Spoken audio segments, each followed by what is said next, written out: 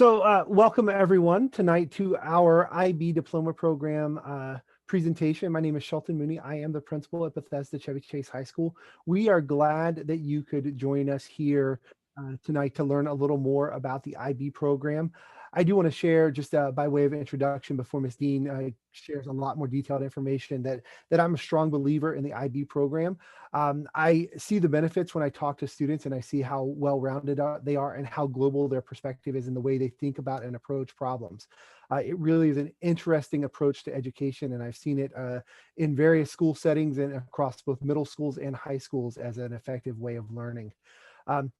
The other part that I want to share is that even though you will be hearing a lot about the diploma program today, I want to encourage you that even if you or your child doesn't decide to pursue the entire diploma program, take a chance and take an IB course if there's something that interests you.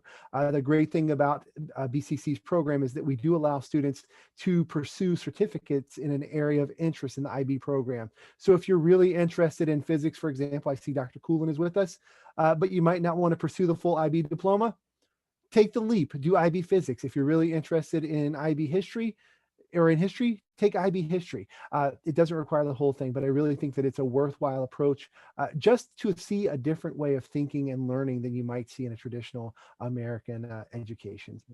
I am going to turn it over to Ms. Dean because I know she has lots of information to share with you tonight. But again, welcome, and we hope that you get a lot of information that you and your child decide to pursue part of our IB diploma program, if not the whole diploma next year. Thank you. Ms. Dean, all yours. All right. Hello, everybody. My name is Michelle Dean, and I'm the IB Diploma Program Coordinator. It's my 5th year as a coordinator. And there is a lot to tell you about the diploma program. So I am going to go through the requirements and just basic information about the program. I'll talk about the benefits of being in it, helping you to decide if it's right for you, and then also the next steps that you'll take. Mainly this presentation is aimed towards 10th grade students, but I always welcome 9th grade parents to be here as well, just so they can pretty much start thinking about the program. But because the IB program at BCC is open access, there's not really much that students have to do to be able to be in it other than just wanting to be in it.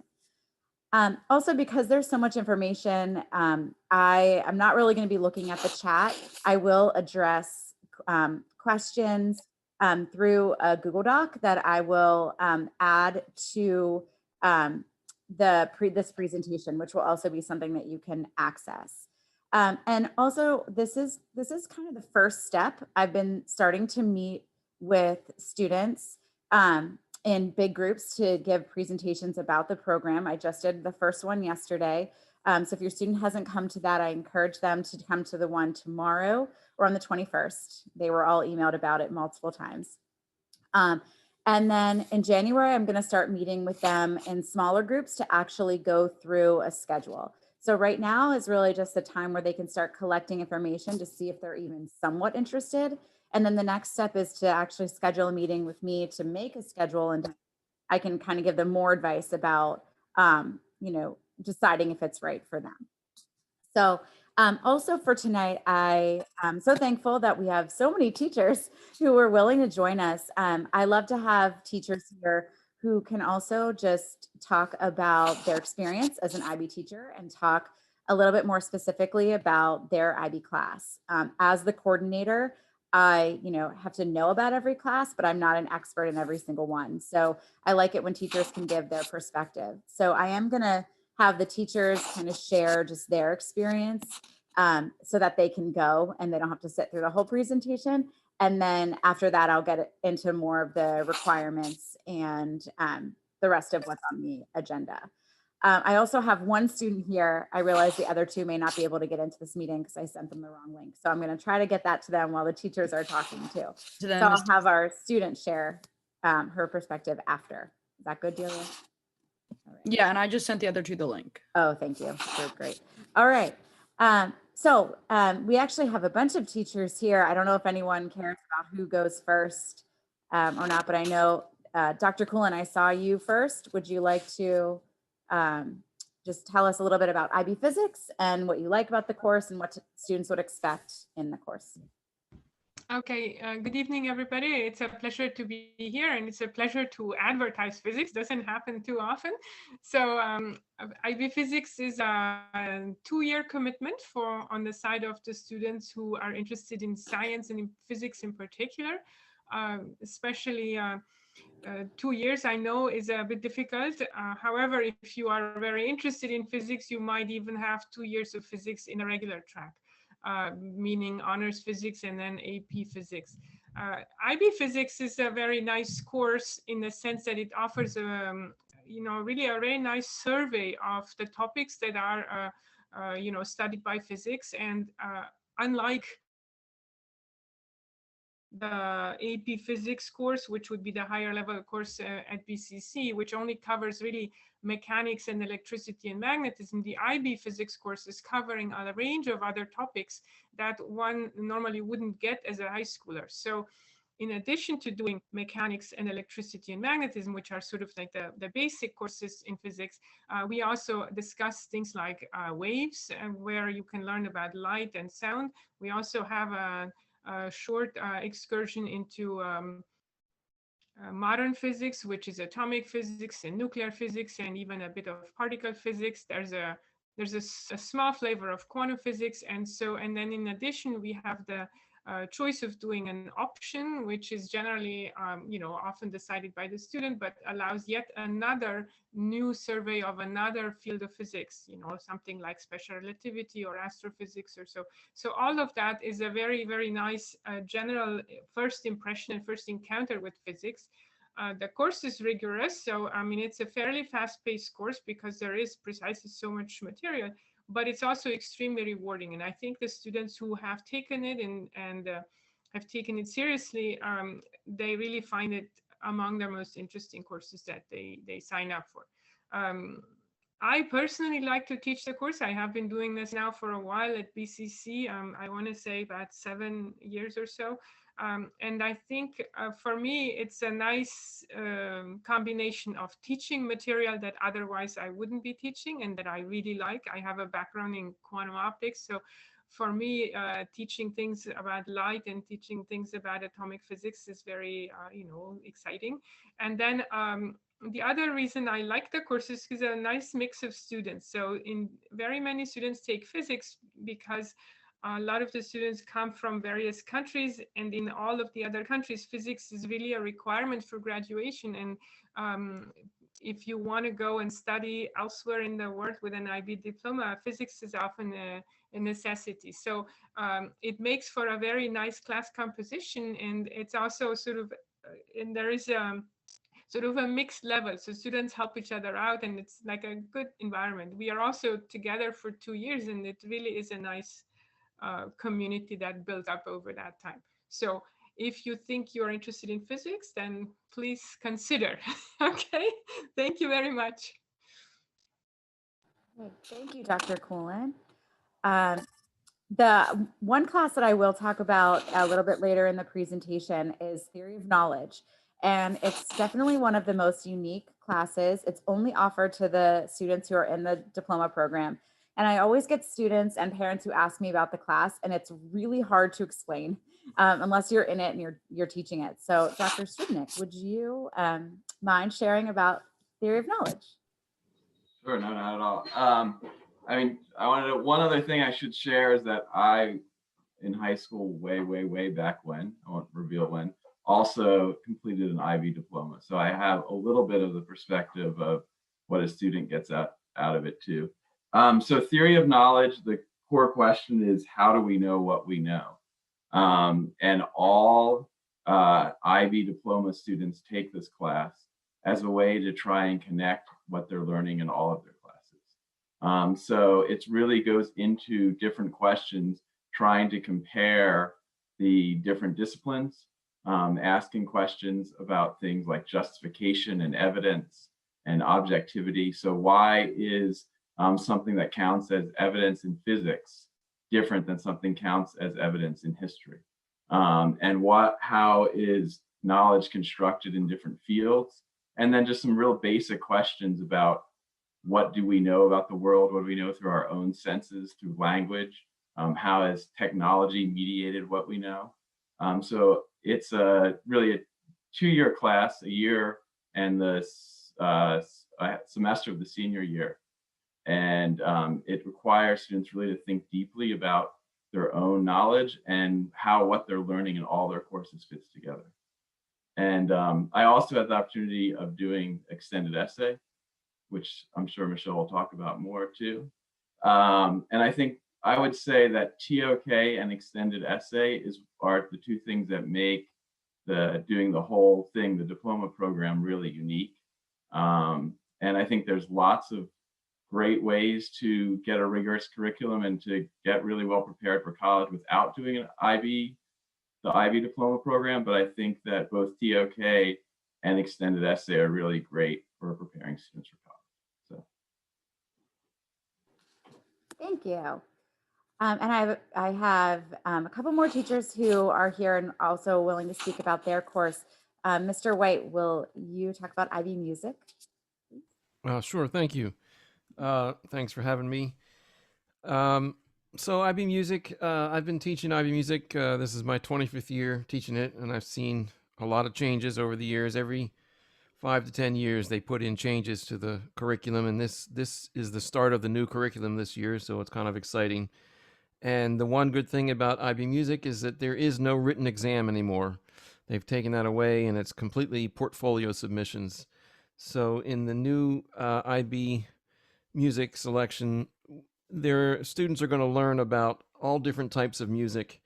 And primarily, the way it's been described to me is that you become a researcher, a creator, and a performer. And we research the music that we're looking at. We take those concepts in the music that we're looking at, and then we use those to create other types of music or adapt some of the concepts into other areas of music, and then students will perform some of that. But it is not strictly a performance-based class. There's a lot of research, there's a lot of creating that goes on, and then performing is just another small part of it. So there are 3 portfolios that students will do in their standard level year, and if they choose to go on to the higher level, there's another portfolio that they'll do, which is a larger project. But the music can be done in 1 year or 2. And the unique thing about our class is that, well, this year it doesn't really matter because we're completely virtual, but we do ask students that take IB Music, if they play an instrument in one of our ensembles, that they stay in the ensemble. And I've allowed students to take this as an 8th period, so they essentially watch the class on their own time and take care of doing the work. So that's always been an option for a number of years. And the last thing I'll say, one of the main question I get is, what's the difference between AP Music Theory and IB Music? Is performance?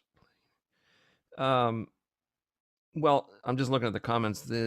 You do have to perform on an instrument in IB Music. It's not the main portion of the requirements, but you will have to be able to play on an instrument. Although there is a lot of electronic music and digital audio workstations that are now incorporated into the IB as well, but you will have to do some performing. So the difference between AP Music Theory and IB Music, IB Music is very concept-based, and you learn about the music and you learn how to describe the music as in terms of what's going on in the music. AP Music Theory is strictly only looking at music theory, and you're looking really in a very tight lens of the music, and just looking at how music is put together, and you have to be able to kind of regurgitate the things that are in the music in certain styles. So it's a very narrow way of looking things, as opposed to IB, which is a much broader. We look at all types of music, not just Western art music, but we look at non-Western music, and we look at music all around the world, and students are encouraged to seek out other types of music and discuss it. So if you have any questions, please email me, and I'd be more than happy to discuss it some other time. Thank you. Thank you, Mr. White. And I apologize if you hear my daughter in the background. She's about to go to bed, but I didn't time this right. Mrs. Brown-Lewis, can you tell us about IB Art, please? Hello, my name is Carrie Ann Brown Lewis, and I'm the IB art teacher at BCC. One of the main things that I find interesting about IB art is not the practice of art making, but actually the act of investigation and how you connect your art making to the community. And that is a big part of IB as far as your investigation, your research into different systems, your research into different cultures, your research into different communities, and you find out or you figure out a way how those communities connect through art making practice. So in a way, the IB art student is not only, how can I say, copying different techniques and practicing different techniques. They're exploring these techniques to the different aspects of history, social history, psychology, and it's all melded into one. It's so much information. One of the unique things also about IB, that means they have to curate their own art show. So the students are with me for 2 years, and within those 2 years, they create art, they research about art, and they also, as far as investigate, do different drafts, trial and error to see as far as what tools work best for them, what art making tools work best for them. But at the end of that 2-year time, through all that art making and throughout that practice, they're going to select items or select work that they're going to choose, that they're going to put into their artwork, into their art show. And the art show usually, as far as their art show or their art exhibition, it usually have a theme, like a concentrated theme that they have been investigating for the past 2 years. So I think that is one of the most unique features of IB art, the act of investigation, but the investigation over a 2-year period. So it's not only artist as creator, it's also artist as scholar, artists as far as not only artists as provocateur, but artists who ask question, who present the art so the art could be interpreted in different ways. And I just love how they have, it's like a trifold mechanism. How does that art connect to you? How does that art connect to your community? And how does your community connect to the world? So once again, like my colleague, Mr. White, if you have any question, please feel free to email me because I have more information and I would love, I would love your questions, especially from students, to find out what actually the art course is about. So thank you, and I look forward to your questions. Thank you. And we have one more teacher. Is that right, Mr. Lewis? You'll talk about IB English? Yes, I can. Hey, how are you guys doing? I'm Mr. Lewis. I teach IB Lang and Literature at BCC. In this course, students will get a chance to explore how meaning is constructed through language and for what purpose. And I love watching my students develop analytical and critical thinking superpowers as they utilize the different theoretical lenses that we're going to cover in the course to examine text from multiple approaches. For instance, in their hands, a classic children's story like The Giving Tree is analyzed from the point of view that it perpetuates misogynist ideas about a woman's role in society, or it reinforces imperialist mindsets. The IB Language and Literature course also encourages students to place literature in a global context and connect it to real world issues dealing with power, politics, and justice, or culture, identity, and community. All of this is in preparation for the various assessments that they will take over the course of 2 years in pursuit of the collegiate credit associated with the course. If the goal of the IB is to promote intercultural understanding, well, IB Language and Literature is the excellent vehicle for this. I love teaching the course. I've been teaching it for over 6 years. I love the way that my students fall in love with authors that they were not familiar with, and the way that they connect the different texts and basically just gain a more global perspective or ideal when it comes to exactly what their role is as a citizen in the world. And so if you're interested in reading, writing, and getting a chance to present your thoughts and ideas to your peers, my course is an excellent course for this. So if you have any questions, just send me an email, and I'm more than happy to go ahead and answer any questions that you may have. Thank you. And thank you to all of our teachers who joined us tonight. Hopefully you can see our IB teachers are very enthusiastic and passionate about the classes they teach, which is just one of the benefits of the IB program. So teachers, feel free to leave, have a good night. You can also stay if you would like. I do just have 3 other students because I think the student perspective is also very useful to hear. So I had Delia, Allison, and Nina. Delia is a senior, Allison and Nina are juniors. So I promised you guys you'd be out by 7:30. So you've got a little bit of time.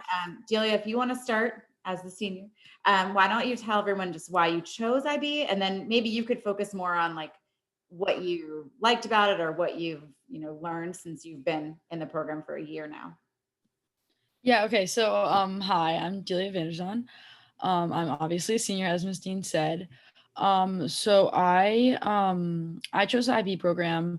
I tell this story. I've done a lot of these last year with Ms. Dean, so she knows my story. But my sister was in it, and my sister is a lot more like reading history focused, and I'm a lot more STEM focused. I'm in IB physics with Dr. Cullen.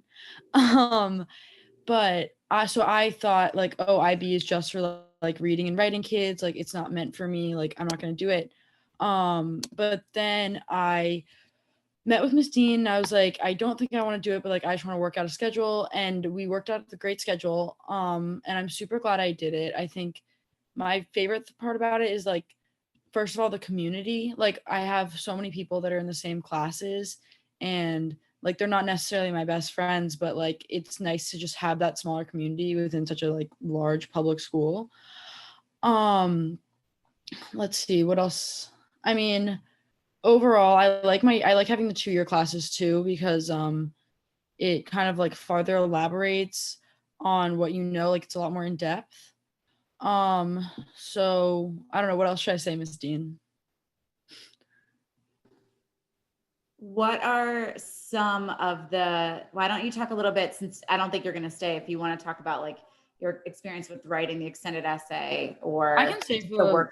that part if you want to get to that. But so I finished my extended essay in, I guess, late May, my first draft of it. And essentially it seems like a very big task because it's like this 4,000 word essay and it's so hyped up in IB.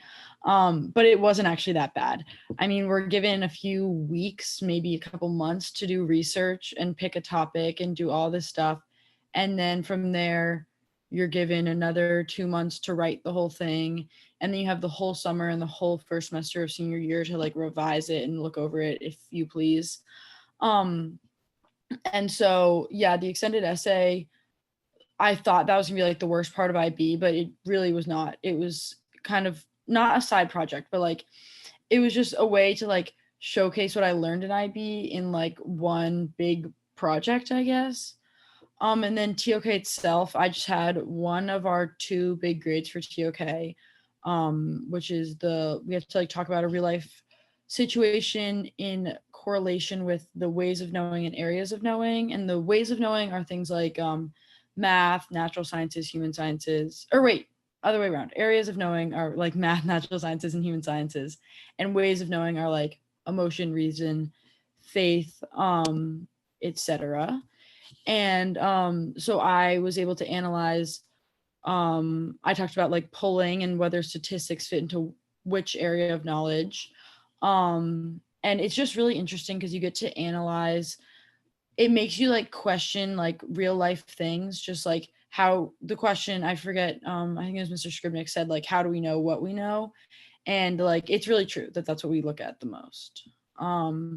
Is the essay to enter the program. Oh no, so you write the essay in your second semester of TOK. So you have 3 semesters, 2 semesters your junior year and then 1 your senior year. And so the second semester junior year is like mainly focused on writing the extended essay. So you're given a lot of class time and like help. You have a mentor, you have Miss Dean. And so, yeah, that's it about the extended essay. Thank you. And then Allison, why don't you go first? And then Nina, do you want to just share like what made you choose the program and what you're liking about it so far? I know it's a little bit different because we've only been virtual, but it'd be nice to just hear like what made you choose it and what you like. Hi, I'm Allison. I'm a junior, and I'm going to be honestly reading this off of a document that I just drafted up quickly. My IB classes that I'm taking are HL English, History, and Film. Everyone takes English, but besides the point. And basically SL Math, Environmental Systems and Societies, and Arabic. And I plan to do my extended essay in global politics. But the reason why I chose IB is because I like the rigor and relevance of the classes. And I feel like the classes have more relevance to the real world than AP classes do. And my classes have also taught me critical thinking skills.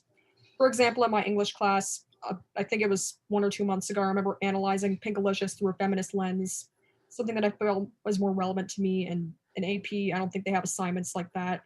And recently in my TOK class, we've discussed things like artificial intelligence and how an algorithm can be biased. And the extended essay, it's a 4,000 word essay. I liked how it would prepare me for future college essays because I know some universities have people write like 40, 50-page senior theses, and I saw that as some sort of start to that.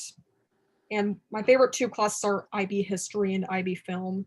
For example, in IB History, we just learned in depth about World War I, and the teacher, Ms. Rizas, has also had us do some interesting and relevant readings on Black history in the US. The readings we've had to do on Black history are relevant to the Black Lives Matter movement, and they've taught me about racism in history. Like, for example, I'm pretty sure the other day I had to read something about how like the Great Depression, Woodrow Wilson's economic programs basically didn't benefit like the Black community. And about IB Film, it's interesting art class about film history and film techniques. For the past quarter and a half, we've been watching a documentary series called The Story of Film, and we've been learning about how films evolved from short clips to sophisticated plots, because originally films were basically just like shots you'd take on your phone every day, and now there's film critics, complex scripts, multi-million-dollar movie franchises. And right now we're also beginning to do a film project where we basically take a film scene and edit it to mimic a certain film style that we've been studying. And another thing about IB is CAS, creativity, activity, service. I personally just view that as logging my extracurriculars. And I'm just periodically like putting in CAS experiences to keep tabs on things that I can put in my college applications. Maybe I could use them to write a future college essay, but it's not really that big of a stressor for me. Thank you, Allison. And Nina, will you also share why you chose to do IB, what you like about it? Yeah, of course. Hi, I'm Nina. I'm a junior. And I chose IB because I wanted to kind of try like something new and try. It's definitely a challenging course load, but so far I've really liked it, and I think the connection between the classes is really cool to see. Like especially this year more than like school, there's a lot of like to kind of notice them because they kind of help you like learn further and like further understand the concepts. I I just got started like in the process of the extended essay, and so far it's been like a positive experience. My mentor is definitely helpful, and I feel like it can seem overwhelming at first, but I think like as you go on in the process, like Delia was saying, you definitely have enough time, and it's cool to be able to get to write a paper on something you completely choose and that you want. The classes I take this year are IB English, IB Bio, IB Art, IB Spanish, and then TOK. And I think my 2 favorite classes so far are English and IB Art. As like Miss Lewis was saying, IB Art is a really cool opportunity for anyone who's like interested in art. It's definitely been really fun so far. Definitely a really creative class. All right. Thank you again to students and teachers for being here. And I know you may have been hearing some things that they were talking about that you're wondering more about, and that's what I'm going to get into now. So I will go on to the presentation about the requirements and just other information that you need to know. And I will also share this link at the end so you can access this, but also in my student presentations that I'm doing, I have the students joining a Google Classroom where all of these resources are also going to be there with many more. So I will give you that code is in this presentation so you can have your student join, and that way they and you will have access to the other resources that I'm putting together to help you, make this decision about IB. So to start, I really wanted to start with just kind of understanding the difference between like the IB diploma program and then what that means doing an IB diploma in MCPS, because sometimes that can be really confusing as the presentation goes on. So students who are in the IB diploma program basically earn 2 diplomas. They earn a Maryland diploma and then they get an IB diploma. The IB diploma is sent to them after they graduate. They take exams in May, their scores come out in July, and then the actual diploma comes out then. So, most students are relying on their Maryland diploma and their transcript and their grades as a way to be admitted into college. The IB diploma then is helpful for students who are applying to schools internationally, but also this is how students get college credit. Students earn a score of 1 through 7 for each subject after they take the exam, which is different from AP because AP is on a scale of 5. To earn the diploma, students have to earn a score of 24 or higher. So basically, if a student earns a 4 in every subject, they would get the diploma because they take 6 classes in the IB program. They earn their Maryland diploma by completing all the state requirements. So that's one of the main reasons I have them meet with me so that we can make sure they are getting all their Maryland requirements and they are getting their IB requirements. There's some crossover. So IB history also counts for the world history credit that you need. Obviously IB English counts for your English credit. So this can get really complicated because there's kind of this like intertwining of 2 diplomas. And so again, when I start doing these meetings in small groups and individually with students in January, that's where this is really helpful for students to come in so they can really see what a schedule would look like for them. But in terms of IB classes, they're weighted for the GPA just like AP and honors classes would be. IB classes do use IB rubrics that are supplied to us, but they also follow the like MCPS grading standards and procedures. So, the score is really only what happens at the end of their testing. Sometimes they test at the end of junior year. Mainly they test at the end of senior year. So their grade and their transcript is still what they're going to use to like apply to colleges. The diploma is really what they're going to have afterwards, again, to get college credit, or unless they're applying internationally. And then the IB diploma is going to be more important to like getting into a university. So a student's grade is completely separate from a student's score. No one is going to see that score unless we share that, like we've been given permission to share that. The grade, like I said, is what shows up on the student's transcript. And so that's kind of where there's just a difference. So with all of that, I will talk about the requirements of the program. To be in the diploma program, you take 6 IB courses in each subject area. So there's language A, which is the English class. There's language acquisition, which is your foreign language. And I'll talk about those classes that we offer in a little bit. Individuals and societies is like your social studies classes, science, math, and arts. Now, not everybody does take the arts. They can also just take a 6th subject. So I know like Delia, who's here, she takes IB physics as her science, but then she also takes IB chemistry in replacing that arts, and it's counting as her 6th IB subject. Then the terminology you may not have heard of before is higher level and standard level. And really simply what those mean is higher level is a 2-year class. So IB English, we only offer at higher level because they take it for 2 years. IB film is only offered at higher level and they take it for 2 years. We also have standard level classes, which are 1-year classes. So like IB anthropology, IB chemistry, those are all examples of a 1-year class. However, this is where it gets really complicated because not all standard level classes are 1 year. And so again, this is why I have students meet with me, just because there are so many like intricacies to this. But standard level for example, in physics or biology is still 2 years. We basically have students in the same class as a higher level, but then they might choose to take the standard level exam. So that's what really where higher level and standard level gets to, is what exam they're taking. For higher level, like the assumption is that they have learned a lot more content and they could go more in depth into a subject. For standard level, the test is shorter. There might not be as many questions. So that's really what students are deciding when they take a 2-year class. They might say, I'm going to take it as a higher level or standard level. In some courses where they can make that choice, some they can't. Another requirement of IB is they have to take and pass theory of knowledge. And when I say pass, there are 2 assessments that go along with theory of knowledge that get sent to IB and are scored by IB examiners. So they determine whether or not students pass. It's not the MCPS grade. And then they also write and pass the extended essay, which I'll talk a little bit about. I know our students mentioned it as well. And that again is graded by an outside IB examiner. And then the final requirement is called CAS. It's creativity, activity, and service. And this is kind of the way of making sure our students are well-rounded students. And I'll talk a little bit about that in the next couple of slides as well.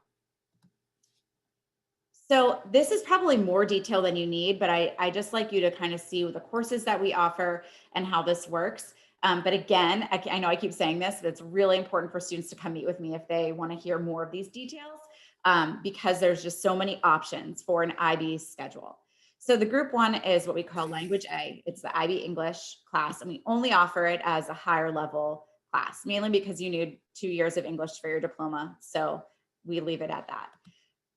The Language B is a little bit more complicated. It is we offer 4 different languages: Spanish, French, Chinese, and Arabic. Really, we like students to continue with the language that they are already in. In some cases, some students, if they're already up to level 5 or 6 by the time they are a junior, they could take the standard level exam at the end of junior year and not have to take it at senior year at all. Students who want to continue with it throughout all their years of high school and get to level 6 or 7, they can take it at higher level. So this is really where it gets complicated, and I won't explain the whole thing. But I did want to just point out that students can start a new language. So language shouldn't necessarily be a barrier to the diploma program, but students do have to commit to being in it at least 1 year, potentially 2. If they start over, then they definitely have to be in it for 2 years. There's also a couple students who have come to me and said, like, I speak a language outside of school, and IB does offer what's called self-taught, which means if you had a tutor who knew that language, that tutor could kind of get the IB guide, and the student would do basically all of the work outside of school with a tutor who understands IB. I think that's a little bit of a risk sometimes, but our students who have done it in the past have been successful for it, and it's a way to do an IB language in a way, but outside of the school day. So if there are people who are interested in that, that's another thing that I like to talk about more individually. But mainly, I really do encourage being in class and being with teachers who are trained in IB to really help the students get the IB level. In terms of our individuals and societies, we offer IB history. It's the only HL class in this category. It counts as the world history credit students need for the Maryland diploma. But we also offer IB economics, IB psychology, and IB anthropology in this group. And these are all 1-year classes. This is one of those where, I have students who say they want to take IB history, but they also want to take IB anthropology. And that's when I would say, okay, well, why don't you take anthropology in place of that arts section? And that could count as your 6th subject. Because IB history does count as the Maryland requirement, students who don't take IB history, which is totally fine, they would have to take the IB course, econ, psych, or anthropology, but then also have to take honors or AP Modern World to fulfill the Maryland side of it. So that's where they have to kind of look at fulfilling the IB requirement and the Maryland requirement. As for science, we offer IB biology and IB physics as higher level. Students can also choose to take it as standard level, but they're going to be in the course for 2 years no matter what. And it's just so content heavy. We just can't have students taking at the end of one year, we found that that hasn't been setting them up for success. So I do have students who come to me senior year and they already are in 4 higher level classes, even though you only need 3. And then they say, I think I'm just going to do, I think I'm going to take IB physics as a standard level instead. So they're kind of being prepared for the higher level, but they then are able to take the standard level. But IB environmental, IB chemistry, and IB sports exercise health science, those are all standard level classes, which are only 1 year. And I forgot to say earlier too, this presentation does have a link to all of the classes that we offer. So if you want more detail about what those classes are, you'll be able to see that when I send out the link to the presentation. And the final note about science is that for the Maryland requirements, you actually don't have to have physics, but you have to take a Maryland approved science. IB environmental, IB chemistry, IB biology, IB physics all count for those, but IB sports exercise health does not. So for students who take that class, they would also have to take, a physics class or take IB environmental or IB chemistry to get the Maryland requirement as well. Moving on to math, I'm not going to go into all of the progressions for math, but again, this is a link to the document about math. There are basically 3 math classes that we will be offering for our rising juniors. And it kind of goes into 2 different categories, math application and math analysis.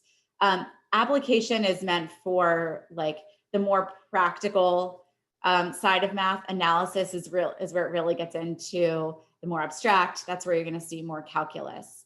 I did just put on here kind of what we recommend. So students who are in honors geometry or algebra 2 in 10th grade would end up in application SL, whereas students who are in honors algebra 2 or pre-calculus or honors pre-calculus, we would encourage them to be on the analysis side, taking higher level or standard level. And then finally, luckily we had many of our arts teachers here. So IB music is, you can take higher level or standard level. Same with IB art. IB film is only a higher level class. And we just started offering IB dance this year, which is a standard level class. And like I said before, students who don't wish to take any of these courses don't have to. They can take an additional class in one of the other subject areas. So I know that's a lot of detail. And again, as I've mentioned now many times, I will go over this in more depth with students who want to really put together a 2-year plan. These are just some examples of what a schedule would look like. A lot of times we hear, that IB can be really restricting, and it is a little bit, especially for students who may not have their Maryland requirements done. If you have to fit in a tech credit or a health credit, then it does make it even more challenging to make an IB schedule. So I wanted to show you one where this has, IB classes. It also has an honors physics class. It has a room for an elective in 2 different places. So this is where I think, students can see that creating a schedule is really helpful because they can see where they would have space to do other things. This is just another example. So I wanted to include this one because it has an example of someone who's starting a language that's new. It's also somebody who isn't doing IB history, so they have to also do the modern world requirement. But still, you can see in their schedule, there's space for a non-IB class as well. And I put in one other one because there are students who are able to have 2 free classes, meaning they could take other electives. Their senior year, kind of 2.5, because theory of knowledge is only a semester that senior year. So this is one where a student who wanted to take an internship, if they came to me and told me that they were really interested in internship, we might talk about what a schedule would look like. So that would be a possibility. And with something like this could also be, we could also move IB psychology to senior year. So that way a junior could say they have more of a balanced schedule in terms of, the same number of IB classes each year. So that's just for you to see that there are many ways for an IB diploma student to kind of have a different schedule. So the next couple things I'll talk about are just the other requirements for a student who's in the IB diploma program. So if students are just taking IB classes, this would not apply to them. So this would only apply to the diploma program students. CAS, like I said, is creativity, activity, and service, and it's just our way of making sure that our students are well-rounded. I rarely meet a student who isn't like overcommitted. So this is pretty much the easiest part of the IB program. Theory of knowledge, as you've heard it being talked about, it's also called TOK, is the class that where they talk about where you know how you know what you know. And then the extended essay is another core component where students pick a topic of their choice. They develop a research question, they draft, they write, and it ends up being a maximum 4,000 word essay. And I'll get into a little bit more depth about each one just so you can kind of see what they look like. So CAS stands for creativity, activity, and service. It means that students need to show that they do things in each of these categories. They do not need to be things that are like organized things. And by what I mean by that is like for creativity, if a student is journaling at home, if they are learning to bake at home, that can be something that they do for creativity. Activity could be any sports team that they're on, but it could also be if they, regularly go for runs or go to the gym. And then service pretty much crosses over with SSL as long as they do it in their junior or senior year, it counts for that. And the only thing that students really do is we use this a program where they have to log on and they log their experience and they reflect on it. And I actually think that's really a really valuable thing to have to do, to just take a moment and reflect on the things that they're doing and what was successful and what wasn't and what they liked about it.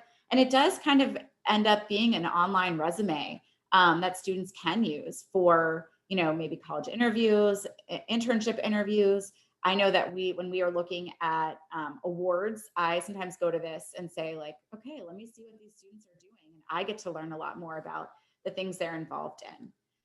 So this is just an example of one person's from a couple years ago and what it looks like. They are all, I teach them how to log this, but they basically go in and they log the things that they are doing. They write their reflections. They can show that things they're doing that are community-based or school-based. But again, as you'll see, next to every single one, there are reflections. And that I think is the most important part. So it's not the hardest, it's not hard at all, as long as students are literally doing something other than really just their homework and like watching TV or spending time on their phone. They usually can find a way to do these CAS experiences.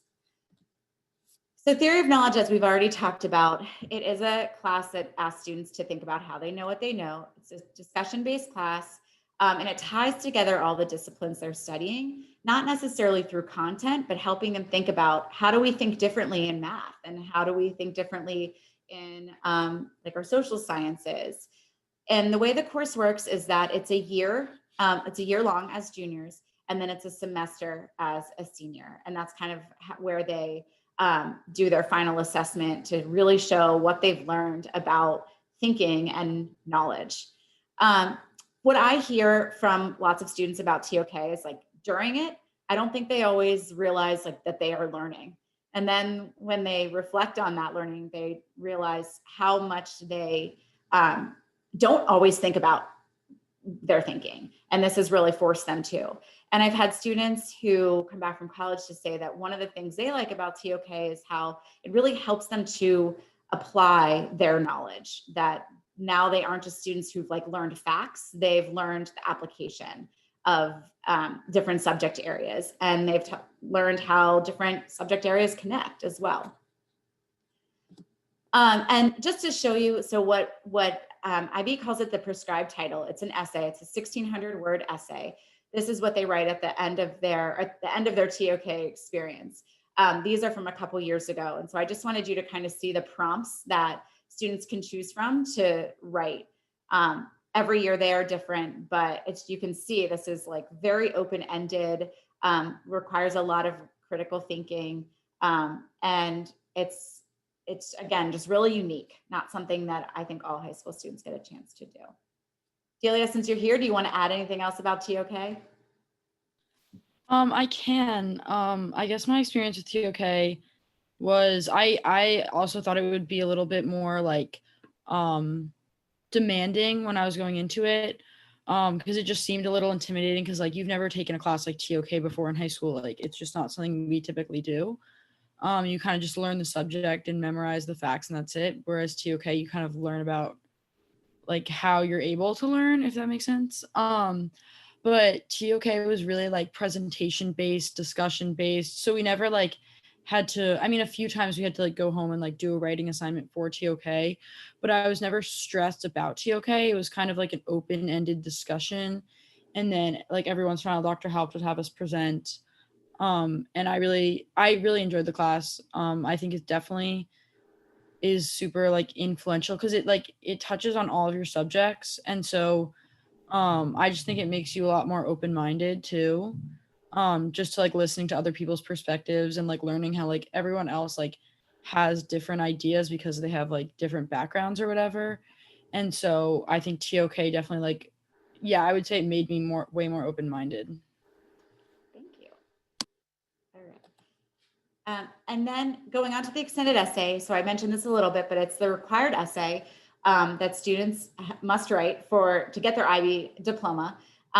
They choose an area of study. It really can be anything, although we encourage them to choose something that is interesting to them in one of their IB classes. That way they have a resource in school and they've gotten some background knowledge to really write this. But really we have students who write about a variety of things.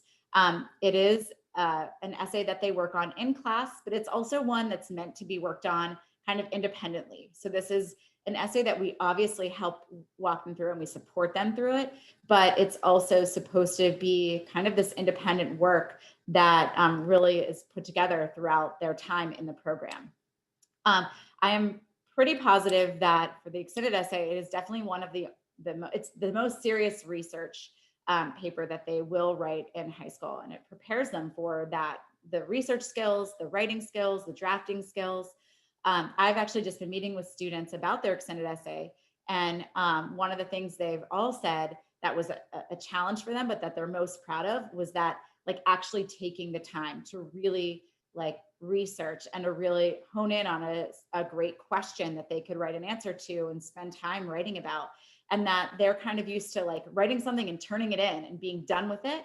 But this was something that forced them to go back and read it again and rewrite and add more and change things. And that process is one that I think is really helpful for skills in college, but also just a life skill too. And again, just to show you just some of the many research questions that could be asked. These have been done in the past couple of years. I won't go through every single one of them. And again, you can look at this presentation later, but I always find it so fascinating to see what students come up with. And the other thing I'll add too is that students do get a mentor. So they have someone throughout the building that they can go to really work on this essay with. It's similar, but not to the MYP project, where students are really coming up with their own idea. They're meeting with a mentor. They are kind of working on this process. And so I think that's a really good practice for getting into the extended essay, where you're kind of doing the same thing. It's a different assignment, but I think there's connections there. So now to kind of talk about the benefits of the program. One, I would say, I think the students mentioned this a little bit, I think it is a very supportive community. And I did see a couple questions in the chat about, can I talk about the students? The program really grew last year. So I typically had around 100 students per grade. Now the juniors, there are 126. So it's my largest group of IB diploma students yet. Even with that number, it still feels like a school, kind of within a school in a way. Mainly because even though they're not taking every class that's the same, they have the theory of knowledge that that kind of connects them, but they also do end up seeing each other in a lot of the same classes. And there's a lot of similar terminology, similar skills that they're working on. So it becomes a really supportive community. Teachers also do understand the workload of IB students. I mean, we as teachers are pressured to really get them through the curriculum, and really we want them to do well on their assessments and the exams. But I do think that teachers are really understanding. And I've seen in the past where, a class will say to their teacher, like, we have these 3 things going on in our other classes. Can we take a break? And the teacher might not necessarily give them a break, but they might rethink and say, all right, let's change your test to next week instead. And so I think that gives more of a community feel as well. And we do have additional support. I mean, a lot of our supports are supports that we have for a lot of our students. I do think our teachers are the best supports. They take their classes really seriously. They want our students to do well, and they are always willing to meet with them and work with them. I think a lot of times students naturally end up finding people who are in a lot of their classes together and create, study groups. And it might not just be their friends. They have like people who they're just familiar with in class to do that. I guess I'd also say I'm an additional support. My role is really to be here for students, to advocate for them, to help them with managing time and stress. And that's actually my favorite part of my job, is like meeting with students. It's been hard in this virtual world because I usually just have an open door policy. Right around this time of year, we'd be having a hot chocolate bar where students can just come by and have hot chocolate. So sadly, I don't have that to offer this year. But we find ways to really just make it feel like a community. The other benefits are there are many options and many classes to choose from. We've got about 20 classes to choose from. So again, students aren't just limited to like one class per subject area. They have some choices. And if they have completed most of their Maryland requirements, then there is room in their schedule to do other things. We have lots of students who take other arts classes and music classes, and they're in Tatler, or they take electives like creative writing or peace studies. They do internships. So there is room in the schedule to do other things as well. And kind of as I've been saying, there's also an interdisciplinary approach to teaching and learning. I don't think that we don't necessarily have the ability to sit down and all plan as IB teachers to really make sure we're overlapping, but it always happens. I think many students will say like, oh, what we just did in IB history connects to what we're doing in IB bio. And there's a lot of like just natural connections that happen. Plus the skills, they're always working on similar skills. And so I think they see that throughout their classes. The one thing I did forget to mention when I talk about the students in the program, I do get a lot of questions about kind of like the demographics. Usually it's very 50-50 with male, female. Right now we're a little bit heavier on female, but the program is really meant for both. And then also in terms of diversity, I would say we are growing in diversity. It is not as diverse as I would like it to be. But as you heard Delia say when she talked about theory of knowledge, the way the class works is it's meant for students of different backgrounds to share their opinions. That's really how students are growing and learning. So I do think that sometimes when students talk to each other, there's that can be a barrier because our program initially was not very diverse, but it is something that we're working on. And it's part of the IB program to have students, all students who want to be there, they can do it. And that's one thing that I always say, that the program might not be for everyone, but students who want to be there and who are really committed to this type of learning are kids who are going to be successful in the program. So a lot of these other things that I'm going to talk about, I'm really going to just brush through because you can see this later. But I will talk a little bit about future benefits of the diploma. As we've been saying, students do learn college level coursework. The writing that they do in all of their classes is a lot more like extended writing. So the essays that they do in English are not necessarily 5-paragraph essays. They're going to be working on really, really developed essays that take more time. And so I think they get used to writing things that are longer and more in depth. They also learn time management skills. I don't think that students go into it with the best skills, but they learn it. Some struggle throughout the entire program with that, but it's something that they, reflect on and say, now I've really learned it. In terms of college admissions, there's no guarantee. So I always say to students, like, the IB Diploma program does not guarantee you to get into college. But I do know that as we've been doing more research and kind of getting some anecdotal evidence from college admissions officers, deans of schools, they do recognize how rigorous the program is, and especially that students are choosing to challenge themselves in all subject areas. That's one of the differences when you don't do a program. You can kind of pick and choose, what am I good at and what do I want to avoid? But in IB, you sort of are forced to challenge yourself in all subject areas. And then also students do receive credit by taking IB classes and taking the corresponding exam. So that is the same thing with AP. These again are just things that this is a really old, and I know Delia also has some website that might have more updated information that I don't know if parents look at this website too, or if it's a kid thing. They do? Okay. Should I send it? You can put it in the chat. I've not looked at this, but apparently it's a little weird, but I mean, I like it. It makes me feel better about myself, so. Okay, good. Yeah, so I'm not endorsing it because I don't know everything about it, but I've heard that it has some updated acceptance rates. This is from like 2012. So this is really not valid, but IB hasn't published anything since. So this just kind of shows how IB candidates, their acceptance rate in some places can be higher than in others.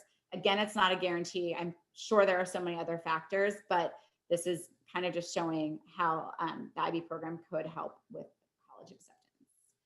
And I also just pulled some examples of schools that do offer different credits.